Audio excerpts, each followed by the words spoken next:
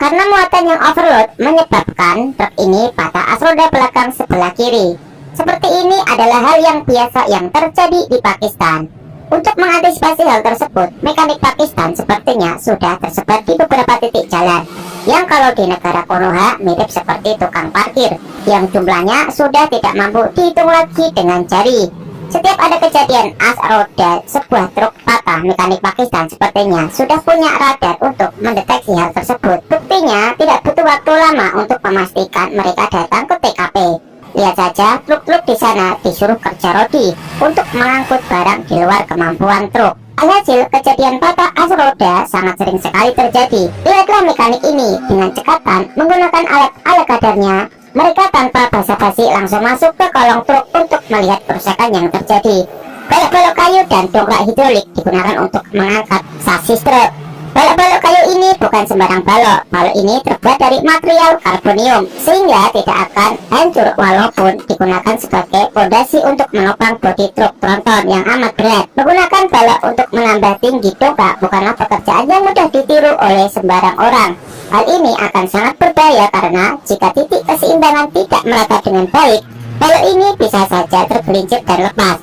Hal ini akan menyebabkan cedera serius pada orang yang berada di dekatnya. Dengan jam terbang yang sudah terlampau tinggi, mekanik ini sepertinya sudah paham apa yang harus dikerjakan lebih dulu, yaitu memastikan bodi truk terangkat semua dengan penyangga yang sudah disiapkan sebelumnya, gunanya untuk memudahkan melepas badan as yang patah. Lihat saja kerusakannya, aksel hosing patah terbelah jadi dua, dan sampai aksel as roda belakang sampai bengkok dan terlepas dari aksel hosing. Kalau kerusakan seperti ini, mau tidak mau, suka tidak suka, seluruh gardan roda belakang harus dilepas dan diperbaiki di bengkel Makmur Jaya. Untuk memecah dan mengatasi trouble seperti ini, langkah pertama adalah melepas kopel gardan dengan menggunakan kunci kebanggaan bangsa Inggris, yaitu kunci Inggris. Baut pengikat kopling dilepas satu persatu. Melepas ini tidak perlu keahlian khusus, yang dibutuhkan cuma kemauan saja. Setelah semua baut pengikat terlepas, pisahkan drive pinion shaft dari pinion gear. Selanjutnya adalah melepas semua komponen transmisi penggerak roda belakang dari aksel shaft kanan dan kiri, shaft sealing ring, keyring, dan modul pengeriman roda belakang. Semua part sudah diistirahatkan di tengah aspal yang panas di sore hari. Step selanjutnya adalah melepaskan kait pengikat blok as dari per daun. Hal ini dilakukan gunanya untuk mempermudah evakuasi as roda belakang. Dengan berbekal sarapan nasi lemak yang dibeli dari warung Uncle Moto, mekanik-mekanik ini bisa bekerja seharian tanpa lelah. Melepas as roda belakang memerlukan waktu yang cukup lama karena banyak baut yang mesti dilepas. Selain itu, berat as ini cukup menguras tenaga. Namun dengan jam terbang yang amat tinggi, mekanik-mekanik ini bisa mengatasinya dengan mudah. Dengan beberapa sentuhan kasih sayang, pengait-pengait itu luluh lantah terlepas tanpa perlawanan yang berarti. Akhirnya, blok gardan bisa diturunkan dengan selamat tak kurang suatu apapun. Dengan menggunakan motor roda 3 warisannya Inspektur Ladusing, part-part yang mengalami kerusakan siap diantar ke instalasi bengkel darurat. Seperti tidak punya rasa kasihan, mekanik-mekanik itu melempar gardan yang sedang sekarat ke tanah. Sambil mengomel, mekanik mencoba melepaskan drive pinion shaft yang bengkok dari hosingnya.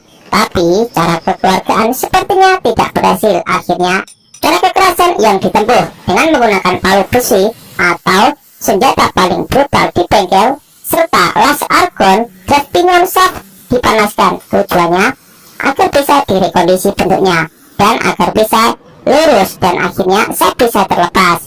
Setelah terlepas, urutan kerja dari tahap rekondisi shaft gardan ini adalah: yang pertama, melepas semua bearing yang masih menempel, karena kalau tidak dilepas, bearing-bearing ini bisa rusak dan semakin menambah beban biaya perbaikan. Yang kedua adalah melepas sisa bagian yang patah, gunanya supaya gardan utama bisa disambung dengan part kanibal yang lebih bagus. Bersihkan bekas potongan dengan gerinda supaya nantinya penyambungan bisa presisi dan rapi. Dengan menggunakan pipa yang sudah dibentuk sedemikian rupa, para mekanik tahu bahwa dengan mengetahui analisa dan dari hasil observasi kerusakan, teknik perbaikan yang akan digunakan adalah teknik pemopokan. Urutan kerja teknik pemopokan adalah sebagai berikut: insertkan pipa yang sudah dimodifikasi ke kedua-dua bagian yang terpotong. Perkuat sambungan dengan las listrik. Setelah itu, gunakanlah mesin bubut untuk memastikan penyambungan sumbunya senter. Dengan katrol yang sudah berusia ratusan tahun, gardan blok yang sudah diperbaiki diangkat untuk disatukan dengan as yang patah di mesin bubut. Tujuannya memang dengan menggunakan mesin bubut ini, senteritas atau titik senter akan ditemukan untuk penyambungan. Seperti tidak takut akan Safety induction atau potensi bahaya dari pekerjaan yang dia lakukan, mekanik ini hanya mengandalkan doa agar dia selalu selamat dalam mencari nafkah untuk keluarganya. Untuk mendapat hasil sambungan yang kuat dan tanpa celah, inilah teknik rahasia mekanik Pakistan yang selama ini disembunyikan, yaitu mengikis tepat di garis sambungan yang nantinya akan dipopok dengan las listrik. Dengan teknik ini, bagian yang terpotong akan mempunyai kemampuan menahan beban sama seperti gardan yang baru.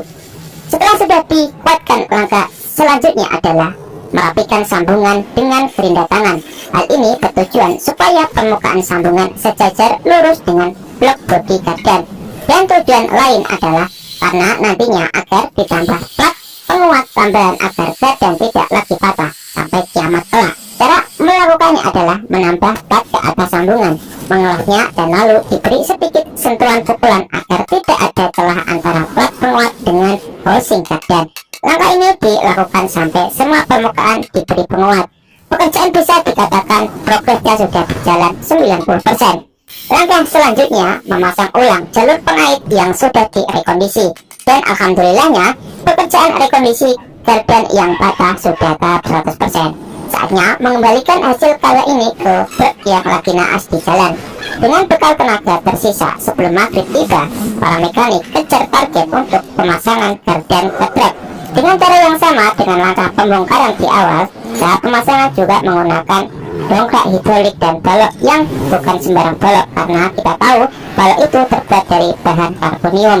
Dengan cekatan dan sepertinya sudah hafal sekali urutan-urutan pemasangan, tidak butuh waktu lama gardan terpasang seperti sedia kala, tak kurang suatu apapun. Langkah terakhir adalah assembly bevel pinion housing ke gardan. Kencangkan semua baut, pasang kopel saf, isi oli gardan, dan truk siap digunakan untuk mengangkut beban yang overload lagi. Terima kasih telah menonton channel yang videonya tidak bermanfaat ini. Silakan like dan subscribe agar kami bisa membuat video yang lebih aneh lagi.